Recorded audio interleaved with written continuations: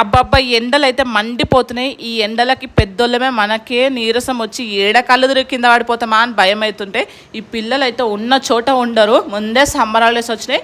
ఇంట్లో అస్సలు ఉండనే ఉండరు. బయట పోయి ఆడుతూనే ఉంటారు. ఆడి ఆడి అన్నమే తినరు. అన్నం తినకపోతే బలం ఏడుకొని వస్తుంది చెప్పండి. అన్నం తినేటప్పుడు ఇలాంటి వెరైటీస్ హెల్దీగా టేస్టీగా లడ్లు చేసి పెడితే వాళ్ళకి రోజంతా బలం ఉంటుంది, ఎనర్జీ కూడా వస్తుంది. ఇంకా నేనైతే మా పిల్లల కోసం సజ్జల లడ్లు అయితే చేసినాను. అది కూడా హెల్దీగా టేస్టీగా ఎలా చేయాలో చూపిస్తాను. ఫస్ట్ అయితే నేను సజ్జలు అయితే నైట్ అంతా నానబెట్టిన. సజ్జలు ఎప్పుడైనా సరే 8 అవర్స్ అన్నా నానాలి, లేకపోతే ఇండైజెషన్ వస్తుంది, గ్యాస్ ప్రాబ్లం వస్తుంది అనమాట.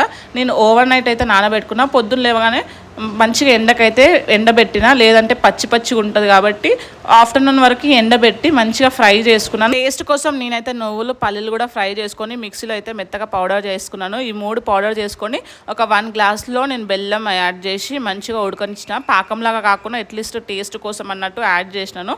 ఎక్కువ బెల్లం అయితే వేయలేను, మళ్ళీ పిల్లలకు దగ్గులేస్తుంది అన్నట్టు. అట్లీస్ట్ తినడానికి స్వీట్గా ఉండేలాగా చేసినాను. ఇంకా దాంట్లో కొంచెం నెయ్యి వేసుకొని ఉండల్లాగా చుట్టేసుకోవడం. చేయడం అయితే చాలా ఈజీ, టేస్ట్ అయితే చాలా బాగుంటుంది. మా పిల్లలు అప్పుడు అలా నాయనమ్మతో బయటకు తిరిగేసి వచ్చారు.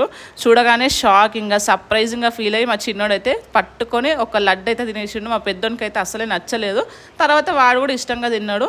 నేను టేస్ట్ చేసిన టేస్ట్ అయితే చాలా బాగుంది. మీరు కూడా ట్రై చేయండి. టేస్ట్ ఎట్లుందో కింద కామెంట్ చేయండి.